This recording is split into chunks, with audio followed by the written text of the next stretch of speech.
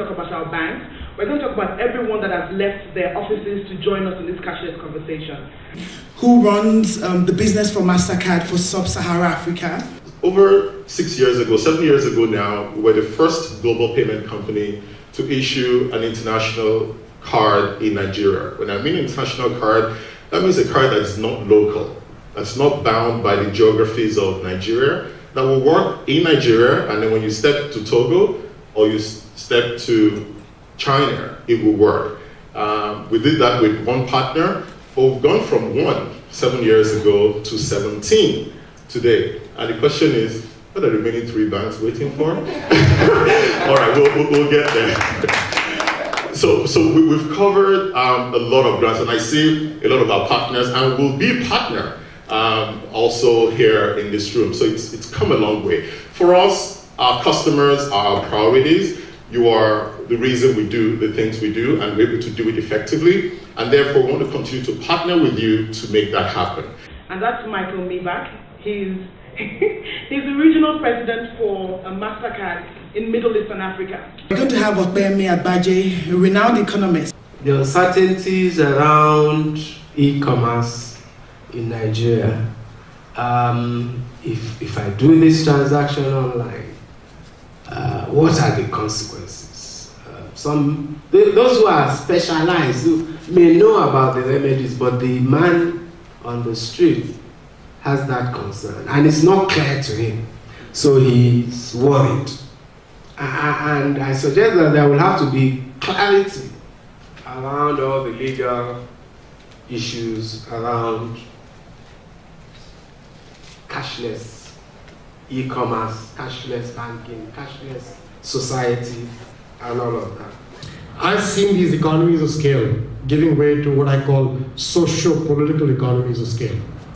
As global enterprises engage banks, governments, NGOs, utilities, telcos, and all of these in what I think are groundbreaking ways. I think quite frankly, this brings us back to the issue of doing well and doing good. And that to me is fundamental in how I think about this. So I'm putting this into action by partnering with organizations as diverse as the South African Social Security System, to your central bank, to the World Food Program. By the way, with the World Food Program, we are revolutionizing food assistance delivery during a crisis to the world's most vulnerable populations through electronic payments and other methods that we now call digital food.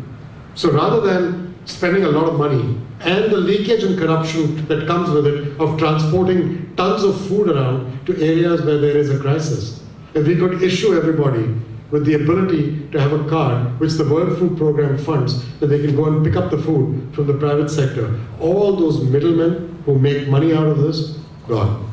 Now, they have powerful interests. They will fight. They will lobby against it. But that's part of the game, right? So that's what we're trying to do.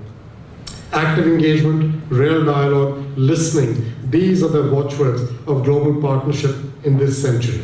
And by the way, just so we're on the same page, countries are countries. They are not laboratories and proving grounds for testing.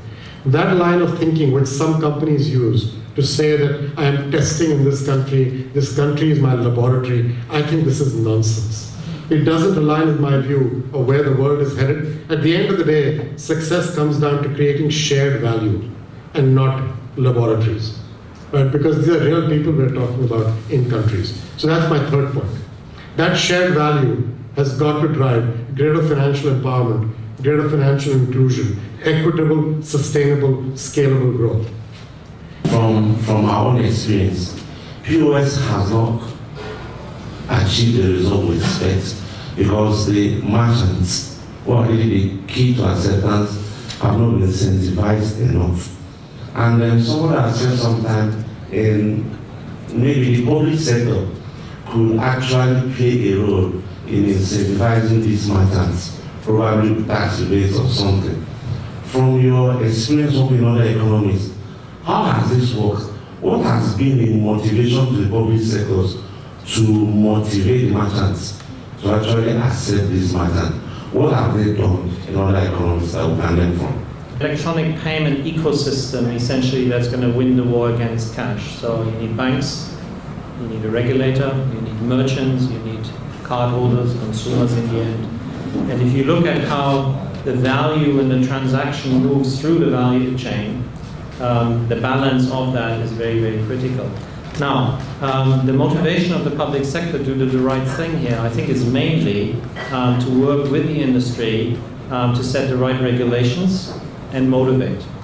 I think where we've seen things get very, very difficult is when you move from motivation to regulation that make it actually very difficult for the system to work. So you have examples in Australia, for example, where the regulator went in and basically took out a significant set of incentives to merchants. So the growth of acceptance in Australia slowed down quite significantly. No one had an interest to do this any longer. If you think through too much about consumer protection, on one hand you forget that angle, you get undesired effect. The same thing works the other way around. So I think what we're offering is that we engage with regulators, that we engage with the broader payment ecosystem to say, this is what we've seen around the world. Do not necessarily make the same mistake again. Here's what happened in Brazil, this is what the European Union is fighting for, this is what we've seen in Australia, etc. So best practice sharing is what we can offer. There's no general answer to it. It depends a bit on how your merchant infrastructure looks like in a certain country, the various segments, how large they are, what is their market and pricing power, and the same, how fragmented is the banking market or not. And then you have to find an equilibrium around that. But it's exactly what we do for a living. And that should be part of our cashless conversation if we can get that right. And I think your central bank here in this country is far ahead in terms of their thinking on seeing how this could balance out. But I do think there are other aspects that we can bring to the table to make this even more effective going forward.